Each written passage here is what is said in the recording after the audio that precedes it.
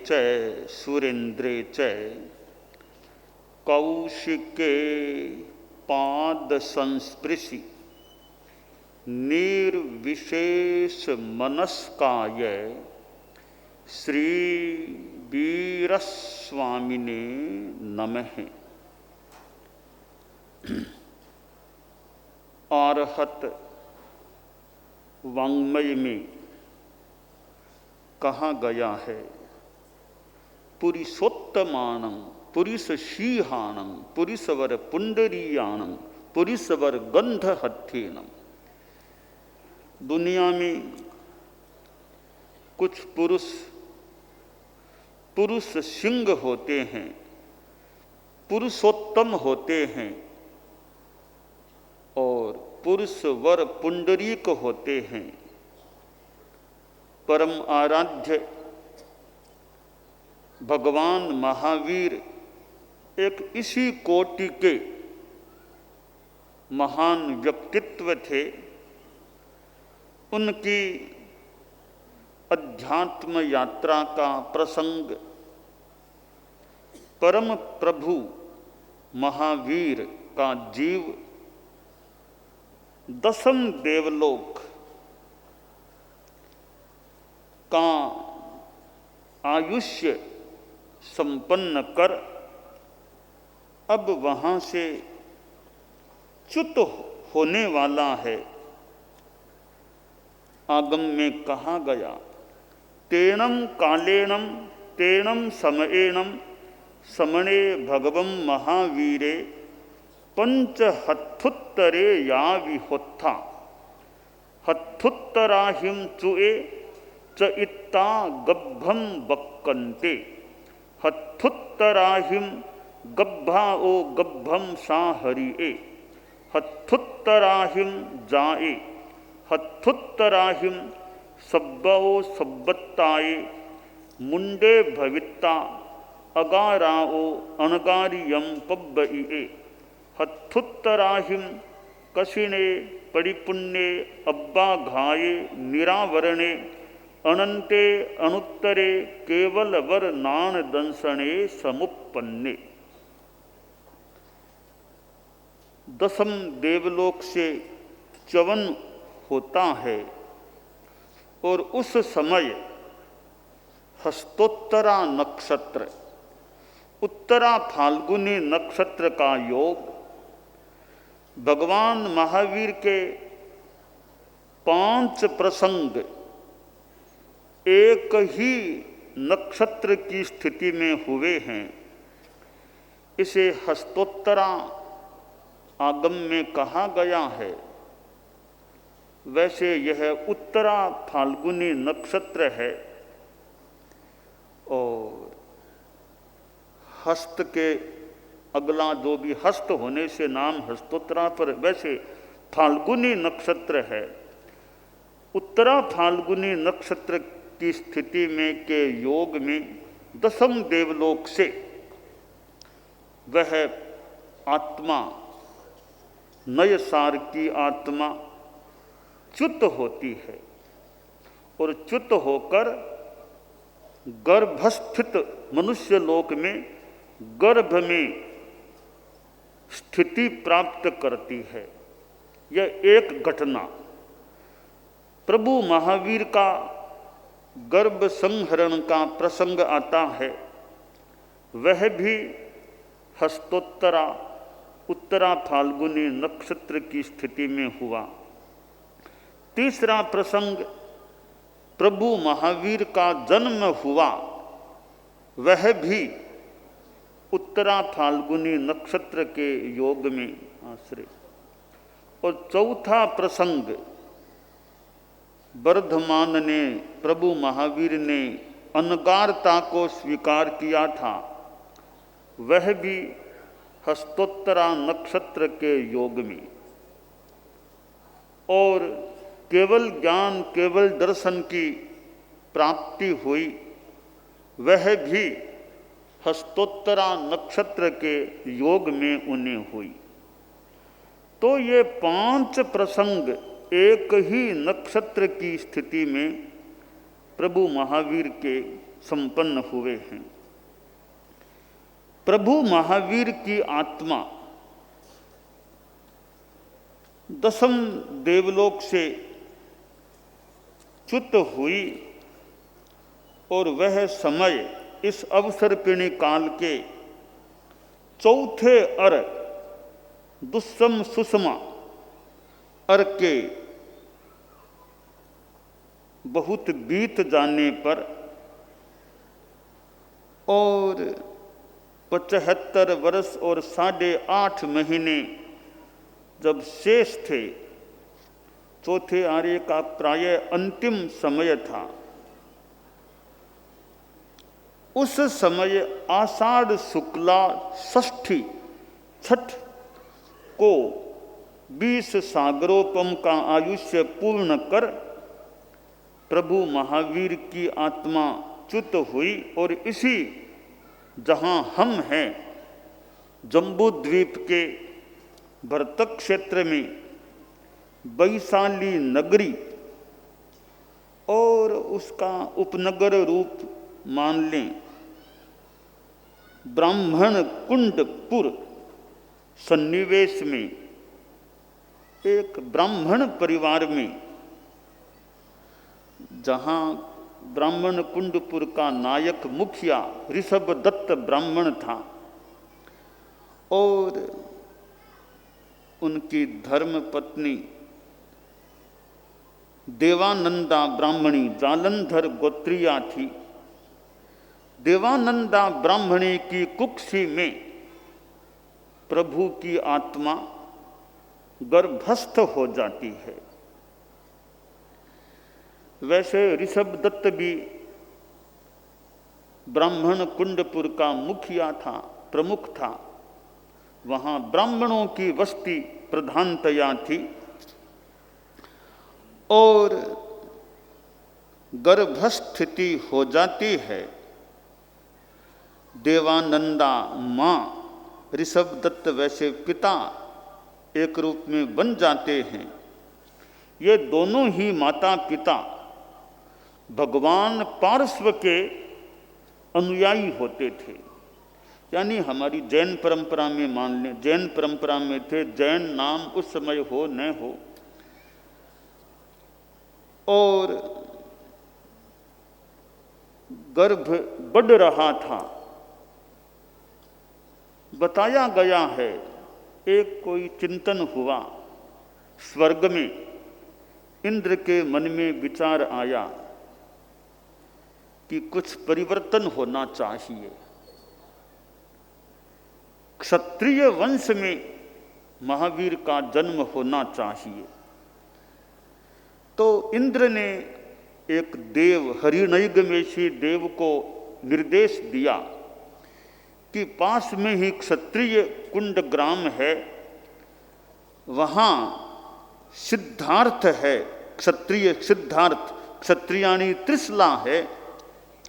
तो देवानंदा की कुक्षी में जो शिशु है, गर्भ है, उसको तुम क्षत्रियाणी त्रिशला की कुक्षी में स्थापित करो और क्षत्रियाणी त्रिशला की कुक्षी में जो गर्भ है उसको देवानंदा की कुक्षी में स्थापित कर दो, यूं अदला बदली कर दो। इंद्र का निर्देश था तो करना ही था निर्देश का पालन। गर्भ काल की 83वीं रात्रि, 83rd रात्रि चल रही थी। आश्विन कृष्णा त्रयोदशी तिथि और हरिणैगमेशी देव ने बहुत सावधानी से, अच्छे तरीके से दोनों महिलाओं के जो गर्भ थे उनकी अदला बदली की। दोनों माताओं को अवस्वापिनी निद्रा विधि से निद्रा में लीन कर दिया गया। जैसे बेहोशी दिलाई जाती है ऑपरेशन से पूर्व, जैसे एनिस्थेसिया से, मानो वैसी कोई प्रक्रिया की होगी। दोनों माताओं को गहरी निद्रा और फिर गर्भ का वो ट्रांसफर, जो परिवर्तन एक्सचेंज करना था, वो काम संपन्न कर दिया। अब शिशु मां त्रिशला की कुक्षी में बढ़ रहा है और गर्भकाल चल रहा है। प्रभु महावीर कोई सामान्य शिशु नहीं थे, गर्भकाल में भी बड़े जागरूक प्रतीत हो रहे हैं।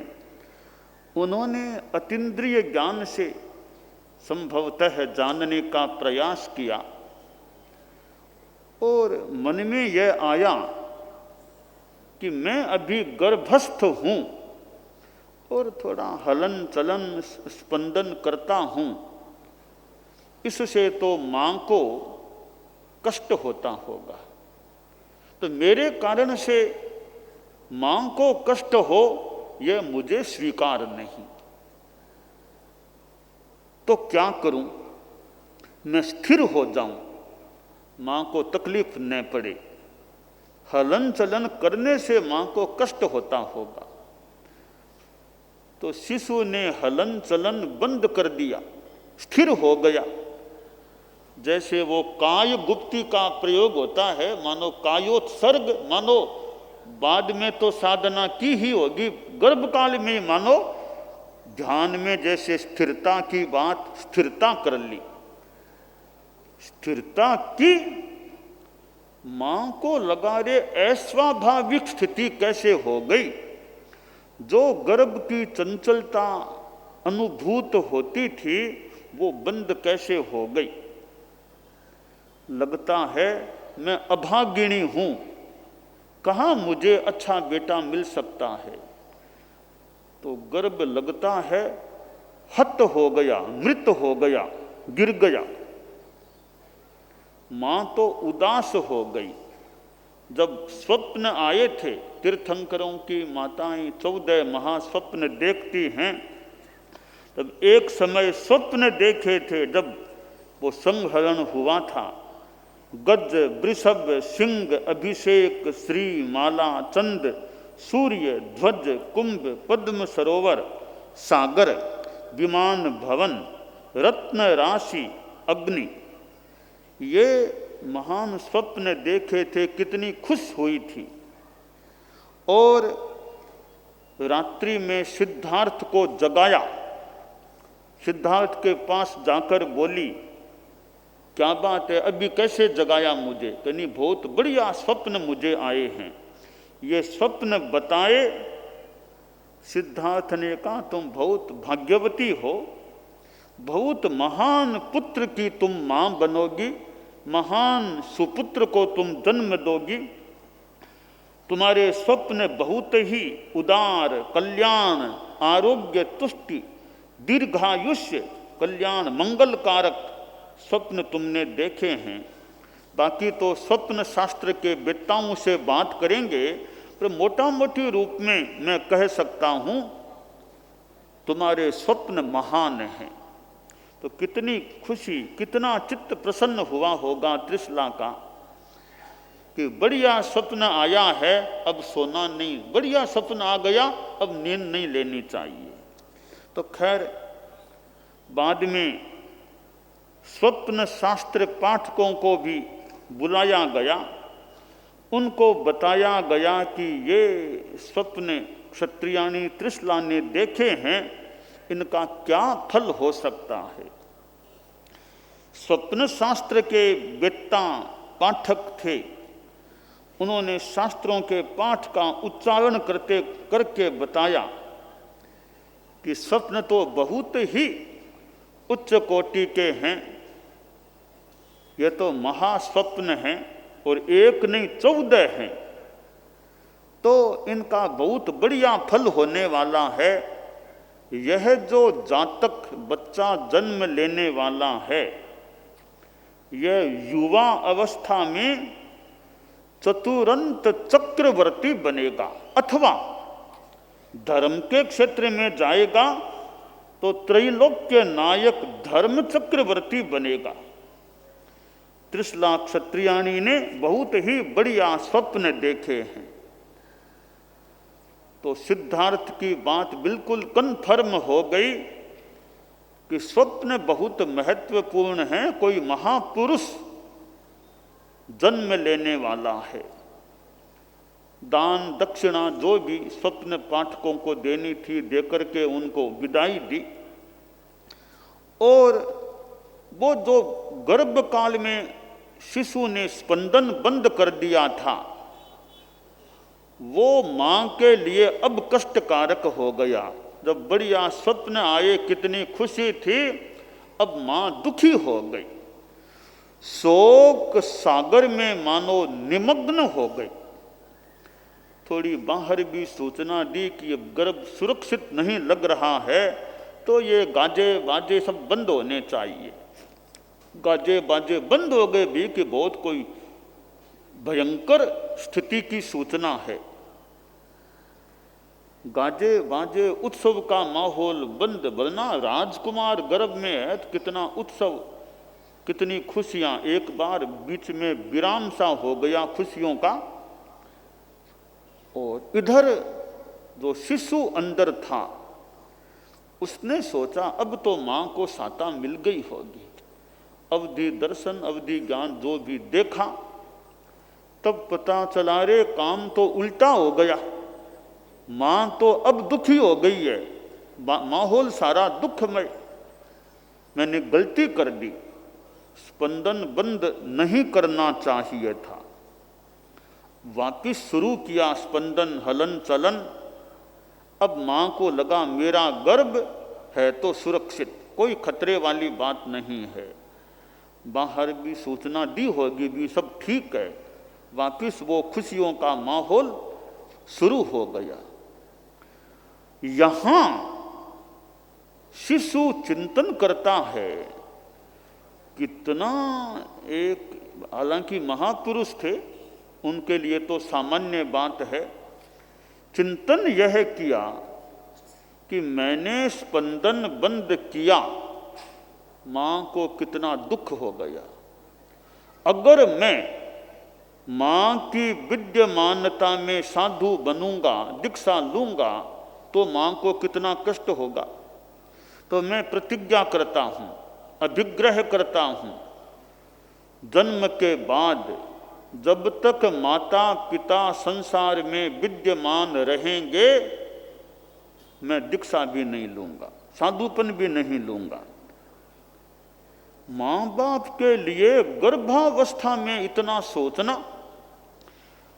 हमने बचपन में स्कूल में श्रवण कुमार का पाठ कईयों ने शायद पढ़ा होगा। स्कूल में श्रवण कुमार का पाठ, तो श्रवण कुमार ने कैसे माता पिता की सेवा की थी। संसार में माता पिता का भी एक पूजनीय स्थान होता है संतान के लिए।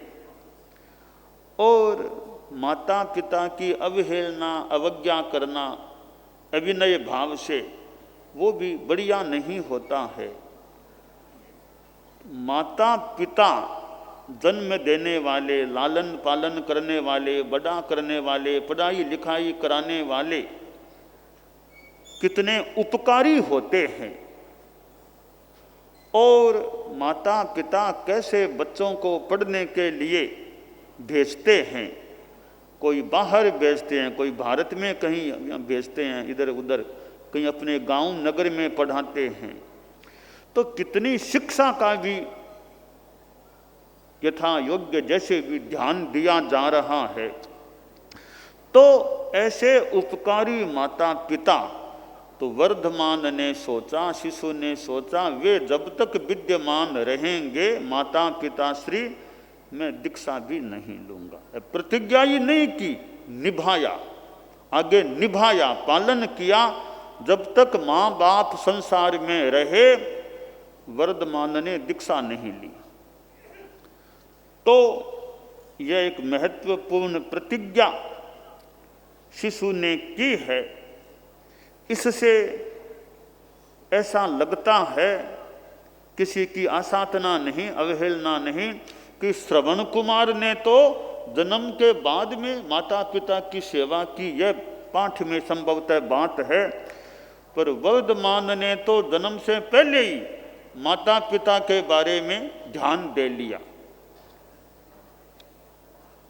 अब समय आगे बढ़ता है और चैत्र शुक्ला त्रयोदशी की रात्रि और मध्य रात्रि में वही उत्तरा फाल्गुनी नक्षत्र की स्थिति और त्रिशला क्षत्रियाणी एक सुशिशु को प्रसूत करती है, जन्म देती है। यह समय था ईसा पूर्व 599 और विक्रम पूर्व 542। उस समय उस महान शिशु को माता त्रिशला ने जन्म दिया था। तो हमारी श्वेतांबर परंपरा में देखें तो वर्धमान की दो माताएं हो गई, एक तो जन्मदात्री माता, एक प्रथम रूप में गर्भ धारण करने वाली माता। तो ऐसे तो त्रिशला माता है, पर श्वेतांबर परंपरा के संदर्भ में विचार करें तो मूल माता तो देवानंदा है। देवानंदा ऋषभदत्त वे मूल माता पिता हैं। आसातना न हो उत्तर माता पिता सिद्धार्थ, इधर त्रिशला क्षत्रियाणी माता, सिद्धार्थ पिता हैं। परंतु प्रचलित रूप में तो माँ बनने की प्रख्याति त्रिशला को ही प्राप्त है और पिता बनने का सौभाग्य सिद्धार्थ महाराज को प्राप्त है। तो शिशु का जन्म हो गया और कितना माहौल उत्सव का, राजघराने में कोई राजकुमार का जन्म हो तो कैदियों को रिहा करना 10 दिनों तक मानो जन्मोत्सव का क्रम, और कितनी जनता को भी राहत मिली होगी कि राजघराने में राजकुमार का जन्म हुआ है और खुशियों में जो कुछ देना करना, अपराधियों कैदियों को भी रिहा कर देना, ऐसे कार्य। और 10 दिन हो गए, अब शिशु आगे 12 दिन का हो रहा है। तो ये 12वें दिन ये नामकरण संस्कार की बात कि कैसे अब नामकरण क्या किया जाए। तो स्वजन लोग इकट्ठा हुए और एक प्रकार का छोटा सा प्रोग्राम मान लें, कुछ भी मान लें, स्वजन लोग इकट्ठा अब शिशु का कोई नाम निर्धारित करना है। इकट्ठा होंगे तो खाना पीना वो काम भी चलता है, भी आए हैं तो मान सम्मान के साथ आतिथ्य करना, खाना पीना करवाना, क्योंकि यह भी एक सत्कार आतिथ्य होता है कि जो आए हैं निमंत्रित किए गए उनको अच्छी तरह खाना खिलाना, उनका आदर सत्कार होना।